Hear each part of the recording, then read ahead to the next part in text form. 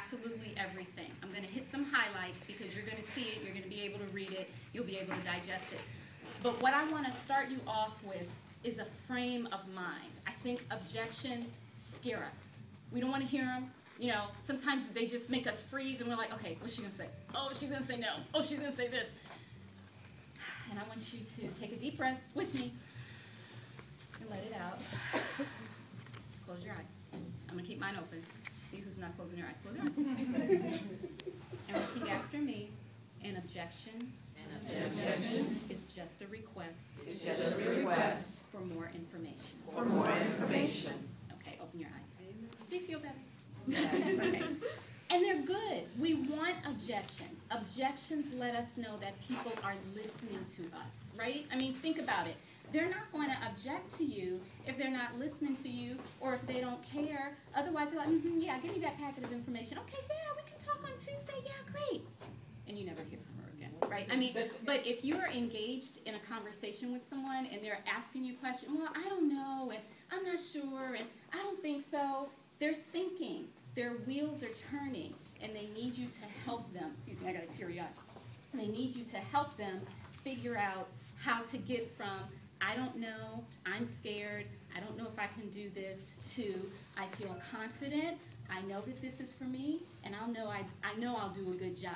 That's where you come in. So when we shut ourselves down and we freeze and we stop when someone gives us an objection, we're really doing them a disservice because they're asking us a question. If someone were to come up to you on the street and say, excuse me, can you give me directions to the nearest mall? You wouldn't say, oh my gosh, and turn and run away, right? Maybe you know what they look like. But it's the same thing. When someone gives us an objection, they're asking for our help. They're asking for our guidance. So you can't turn your back on them when they're asking for your help. And that's all an objection is. So with sales, we get the same objections. I don't have any money. I already have a skincare system. I just want a lip gloss. I don't know if I'll ever use this. You know, and I'm not going to go over what the responses are because you're going to see that in the reference book. But just remember, and we went over a lot of addressing and overcoming objections when we talked about the individual clothes and the roll-up bag clothes because you're already addressing a lot of those objections up front. How did your face feel? Did you have a good time? Well, you know your situation better than I do. If money were no object, what would you like to take home and have in your bathroom tonight? So you already have told her, you know, you've already addressed the I don't have any money. You know, so we've already done a lot of that with the individual clothes. What I want to kind of share is that remember when you are sitting down doing an individual close, I think we sometimes feel intimidated and the guest feels defensive because they think we're going to try to sell them. And that's not our role. You know, our role is a consultant. We're all beauty consultants. We want to listen to what their needs are. We want to share our expertise with them, make recommendations and suggestions so that we can help them make the best decision for themselves. That's what we do with sales, and it's what we do with recruiting as well. We're helping them make the best decision for themselves. So with the skincare, I already have a skincare system. The question is, you know, will this work as well as my system? I don't think I'll use this. Do I really need all of this? I just want a lip gloss. I really don't have the money. You know, a lot of times that's what that equates to. And so we talk about the hostess program. We talk about other things. We don't stop. You know, we talk about the payment plan. Some of us offer a payment plan. So don't just stop when someone gives you a little objection to a sale because it's still a request for more information as well. So with recruiting, I want to spend a little more time on recruiting than with the sales. And I love getting objections from women that I'm sitting down with recruiting because it tells me that their wheels are spinning and they need some help trying to decide what to do. So give me some objections. What are some of the objections that we hear when we're sharing? Ashley. Afraid I'll fail. Okay. Juanita. I'm too busy. Okay. I don't wear makeup. I don't wear makeup. I'm not a salesperson. I'm not a salesperson. I don't know anyone. I don't know anybody. Right? What else? Yes, I have Sandra. to check with my husband. I have to check with my husband. Right? Right? Okay. All right. So let's go with the I don't have time. I'm too busy. What do you think she's asking you there? How long does it take to do? Yeah, yeah. How can I fit this into my schedule, right? So, you know, you talk to her about the things that make us busy are the ways that we can work our marriage way. You know, the things that, what are some of the things that keep you busy? What do you do, you know, with your, I asked somebody that, what do you do, why are you so busy? What do you do with your time? And it's all in how you ask it, okay? Just remember your tone, remember your inflection, your facial expressions. And that's something that we want to observe too when we're sitting and we're talking with someone during the close and during the sharing appointment, which is why sharing appointments are so much better. In person, if you can get in person with someone and sit down with them, you're going to overcome her objections better because you're going to be able to read her. You're going to be able to see if she's really giving you an objection or she's just giving you an excuse, because there is a difference. And we learn the difference when we get a feel of the person, right? So, right, she wants to know how to fit this into her schedule. I have on this chart, so you're going to see this on Facebook tonight. There's the objection, there's the question, and there's the response that I give. You know, you have to give a response that's comfortable for you. You know, so you can look at the language, you can work with it, you can tweak it, work with your director. But this is how I overcome objections. I don't know anybody. Who was that? You, Jim? I don't know anybody. What is she asking you? Yeah, how am I going to find customers, okay? A gazillion trillion ways, right? There's so many ways to market your business. There's so many ways to network. Typically, we start with friends and family, but we don't stay there because they want to know two things, right? Jen always says this. That's right. You know, how you going to build a business like that? But we start there, and we expand. And ladies, it's really not who you know, but who they know, and who they know, and who they know. And if I could show you how to turn one person into 20 new customers, would you feel more comfortable about starting your business without knowing a lot of people? You know, so we're not trying to convince anyone of anything. We're just trying to share about the business, some things that they don't know, may not know, and help open their minds. Because right now their minds are like this because they just don't know. So we want to open it up. We want to sprinkle in what we know and help them decide, maybe this is something I can do. So we want to move her from, I don't know, I don't think so, to, well, maybe I can. Well, yeah, I think I might be able to do this. And you move that by getting to where she is and helping to understand what her objections are, not pulling her, not trying to convince her, persuade her, but really getting to the heart of what it is she's struggling with. I don't wear makeup. What's she asking? I don't know how to do it. Yeah. Right, I don't know how to wear makeup. Will people find me credible if I don't wear makeup? Will I be able to be a good, consultant if I don't wear makeup? Do you take care of your skin? Would it surprise you to know that most of our product line is skincare? I don't wear a whole lot of makeup. That doesn't matter that you don't wear makeup. They just want to know that you can help them. If you can help them with their makeup, then you're good. We're going to teach you everything you need to know. You don't have to worry about that. There's a gazillion ways to train. We've got this manual and that manual. So you just help her understand that she doesn't have to change herself. It's not about that. It's about what she can do for them and how she can help them. Again, helping this business is not about us. It's all about them. Did somebody say I'm shy? Yeah, but that's a good one. Go Yeah, ahead. yeah, I'm shy. What is she asking? I'm too shy to do this. Yeah. Right. She's asking you, will you help me? Will you teach me? Will somebody be there to help me? You know, and of course, we're here to help you every step of the way. You're in business for yourself, but you're never, ever, ever by yourself. So that's that. I'm not the sales type. She's asking. She just needs to know how. Yeah, how can I convince somebody to buy something? I'm not the sales type. Well, we know that the sales type is not successful in this business, right? Because one thing that we know is that as much as women like to buy, they don't want to be sold anything. So if you walk into the appointment ready to sell somebody something, ready to be pushy, you're going to push her right away from you. We're not salespeople, we're consultants. So we sit down, we listen, we find the need, and we fill it. I don't want to talk to strangers. Did we talk about that, right? Yes, right? Her question, are there different ways to network and market my business? And again, yes, there are thousands and thousands of different ways. But one thing that I do like, because we don't want to turn people away from warm chatting. Warm chatting is a wonderful way to build our business. Jen has built her business and has some of her best friends that she met through warm chatting. So what I like to say is, there are lots and lots and lots of different ways. But I tell you what, Meeting new friends as we go about our day is something that we do and we don't even realize it. How many times do you strike up a conversation with someone about their shoes or their hair or their outfit? You're talking to strangers all the time. You're meeting new friends all the time. Just look up your business card, that's all. So it's all in how we share it with them. Again, their mind is like this. We just want to open it up and let them know, you're doing it anyway. I don't think I heard this one. I know someone who did Mary Kay once and she didn't make any money. Right? Right? We hear that? Yes? Her question is, do you think I'll be successful? Is this thing really what you're saying that it is? I like the response to this. It's not mine. Most of this is not mine. I heard, I don't know who I heard say this, but they said, you know what? So do I. And I bet if you think of any profession, you can think of someone who started and didn't do well. You can think of someone who started and quit. Any profession, school, everything. You're going to find people that it didn't work for. And Mary Kay's not for everybody, but that's okay. But you know what?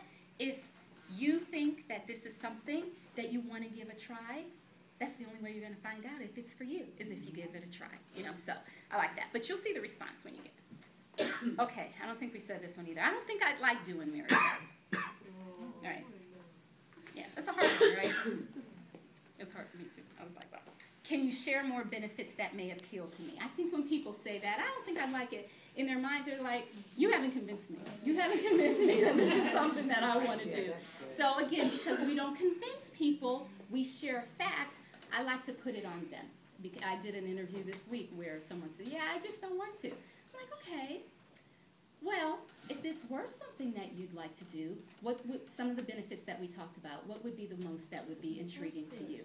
Because what you're doing then is making them think about what it is you said and the good things about the business, because they're already like, I don't know if I want to do this. But now you're like, okay, if you were to do this, why would you want to do it? Why would this be something good for you? So now they're thinking about the benefits and they're talking about it, and then you can hear what's important to her and you can expand on that. You can romance that. You can really emphasize that, because that's what she needs to hear more of. So that whole, I don't know if this is something I want to do, is really like, can you give me some more information? Can you help me figure this out? Okay. I don't have the money. We hear that all the time, right? I don't have the money. That question. Can you help me think of a way to get the startup costs? Okay. Gloria Mayfield Banks says, when somebody says, I don't really have the money, you should just sit there and look at them.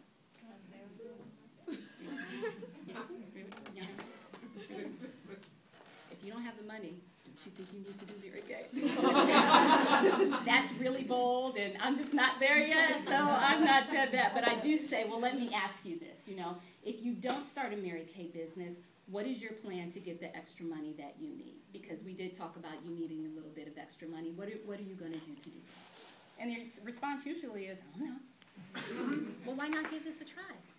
For $75 until Tuesday. For $75, you're going to get over $600 in products. You're going to get training. I'm sorry, products and tools. It's $400 in products and then $200 in tools. So you're going to get $600 of stuff, right? You're going to get me to help you. You're going to get all, da-da-da-da-da-da. So why not give it a try? What's the worst that could happen? This turns out not to be for you. Okay, that's okay. You got over $600 of good stuff for $75. Right? It's a no-brainer. So, I need to talk to my husband, right? We said that. What's that question?